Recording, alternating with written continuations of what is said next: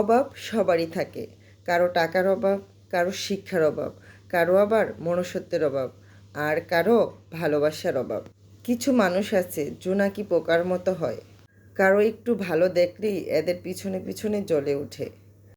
আসসালামু আলাইকুম, সবাই কেমন আছেন? আশা করি সবাই খুব ভালো আছেন। আলহামদুলিল্লাহ আমিও ভালো আছি। তবে প্রচণ্ড গরম, এত গরম সহ্য হচ্ছে না। যেখানে বসি সেখানেই শুধু গরম আর গরম, মনে হচ্ছে রৌদ্রের তাপ পাচ্ছি, কোথাও মানে একটু ছায়া খুঁজে পাচ্ছি না।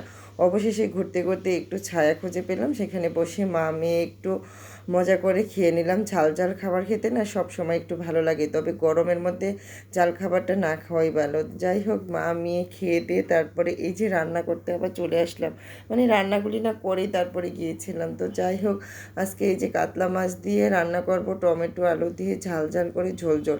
শীতে যে খাবারটা বেশি পছন্দ সেটা আজ হঠাৎ মনে হলো খেতে, কারণ কি আমার গাছে কয়েকটা টমেটো ধরেছিল, সেই টমেটোগুলি কিছু পাকা কিছু কাঁচা আর কিছু ফ্রিজ থেকে ফ্রোজেন করা টমেটো দিয়ে মনে হলো যে আলু দিয়ে ঝাল ঝাল করে ঝোল ঝোল করে আজকে কাতলা মাছ রান্না করব।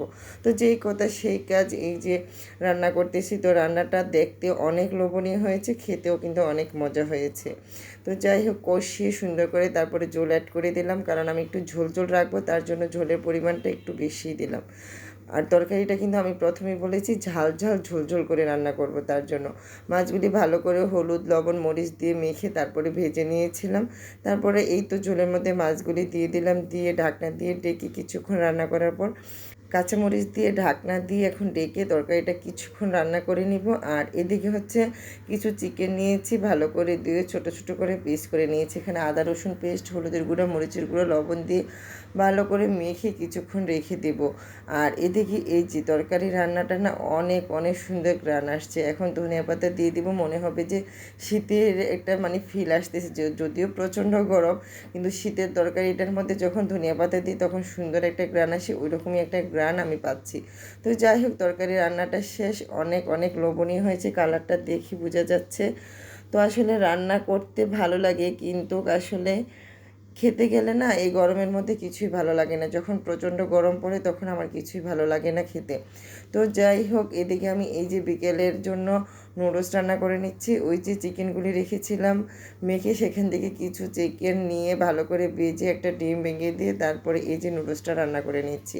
আসলে বাচ্চারা একই নুডলস খেতে খেতে না বোর হয়ে গেছে, তো আজকে একটু অন্যরকম করে মানে নুডলস রান্না করে দিলাম। তো যাই হোক, রান্নাটা অনেক মজা হয়েছিল, যদিও আমি মুখে দিয়ে দেখিনি, আমার ছেলে মেয়ে বলছিল অনেক মজা হয়েছে।